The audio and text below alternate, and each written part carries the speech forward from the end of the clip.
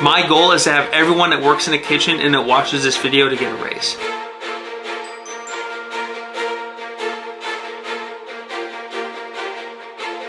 There's no reason you shouldn't be the hardest worker in the kitchen. Let's get selfish here. Let's take what's ours.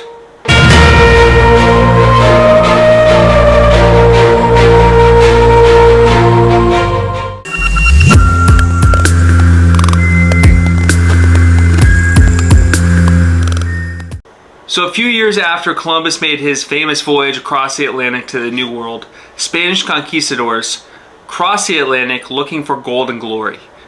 When the Spanish made it to the New World, most of them died of war and disease. But for us, it's not that hard. I have created a blueprint to get you your gold, to get you your glory.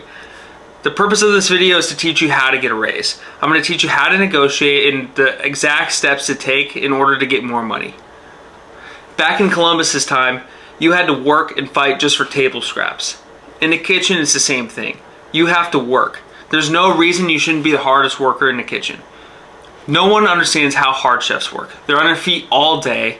They're running against the clock, trying to get all the plates out, making sure everything is perfect. It's hot. Sometimes you get wet. Like, there's so many different factors that make the job so challenging.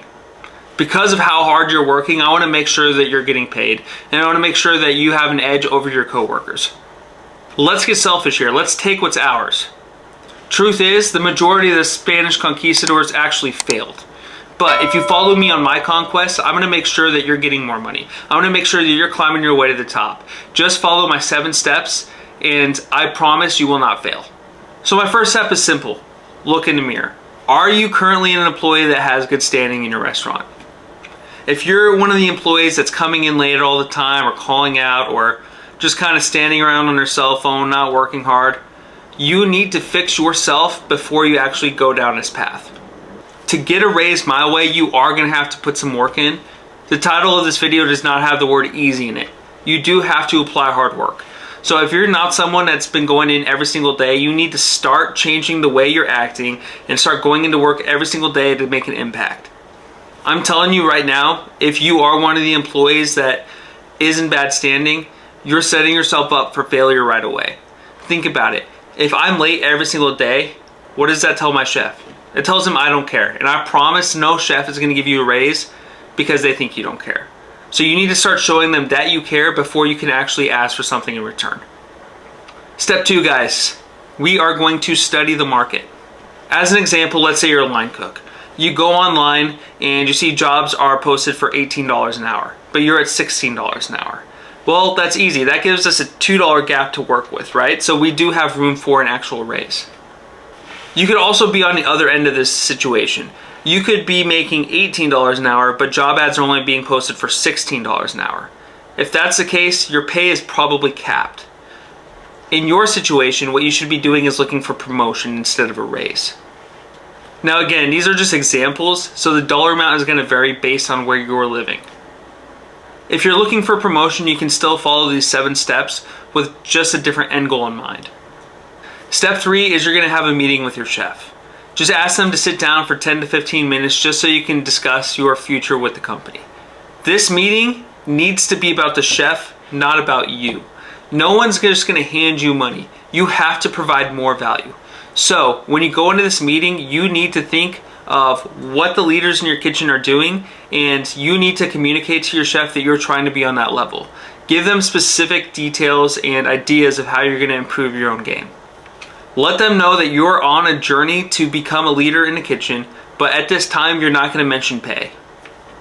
So step 4 goes hand in hand with step 3. In step 3, we really painted a picture about what a leader is and what your chef is looking for. In step 4, what we're going to do is we're going to kind of take that information and kind of come up with a game plan of how we're going to implement it so that you start looking and emerging as a leader in your kitchen. Now this is going to vary based on the restaurant you're working at, but you're going to identify a few problems in the operation. Some examples may be you notice that Friday and Saturday night the broil always goes down. So you can learn that station and start working your way over there to assist them on Friday, Saturday night. You may notice as an opener that the dish pit isn't getting opened all the way and the line doesn't have trash cans. Doesn't matter what the problem is, What matters is that you can identify a few problems and communicate to your chef that you are going to be making an impact on these problems. When these problems start getting fixed, he's going to be looking at you and knowing that you are the solution to why these things are getting fixed. Now, at the end of the first meeting, tell your chef that you're going to be making an impact and he's going to see a complete change within the next 3 to 6 months. When you are telling him this, also mention that you would like to talk about your compensation, but it's not a big deal at the current moment. We can discuss it later once you see the change in your kitchen. Now, the beauty of doing it this way is not only do you minimize the risk to not get the raise, but he can also see that you're the one that's actually making an impact. So the important thing you need to do here is follow through and work hard. That brings us to step number 5, which is work hard. During the next 3 to 6 months, you're going to be busting your ass to make an impact. You're going to be more committed, you're going to be early, you're going to do everything that you have to do to be a top performer in your kitchen. Make sure you're holding your standards high. This way you can emerge yourself as that leader. Step 6 is to renegotiate. When you sit down with your chef for the second time, enter the meeting with the dollar amount in mind that you'd like to receive for a raise. Now, it's possible that your chef is going to give you a less amount than what you wanted, and that's completely fine. What you need to do then is to renegotiate. But you need to understand that your chef's job is to run a profitable business. During your research, you should know what the market's making, and you should know what a reasonable rate is. If you need to renegotiate, it's completely fine. Just make sure that what you're asking for is reasonable. The raise you might be getting might only be 25 cents, 50 cents, maybe $1 if you're lucky, but you need to have it in your mind that there is a reason you're getting that amount. Restaurants have such a low profit margin that sometimes receiving a $2 or $3 raise isn't realistic. Maybe even a $1 raise isn't realistic. So you need to know and understand that, and you get that information through your market research. Step 7, restart the process. The purpose of this step is to make sure that you're continuously making progress in your career. It might take you some time to get to the compensation that you want, but I promise once you reach that finish line, you will feel so good. If you continue these steps, you're going to get into a position where you know everything in your kitchen. And that's a great place to be on, because now we can start thinking about promotion. The beauty of getting a promotion is, A, you get more money and you get better benefits. You could be looking at better medical and dental packages and more paid time off. Additionally, you also get leverage. If you have an issue in your personal life and you need a personal favor from your chef, he's more likely to bend over backwards to accommodate you because you are a top performer in his kitchen. Having the mindset that your compensation has to be earned and not given is a game changer. And now that you know how to apply it, I want you to go into the field and do it. My goal is to have everyone that works in a kitchen and that watches this video to get a raise. Even if you don't work in a kitchen, a lot of these principles will apply to your job. But you have to understand, you have to work. You have to work hard. You have to work harder than everybody else.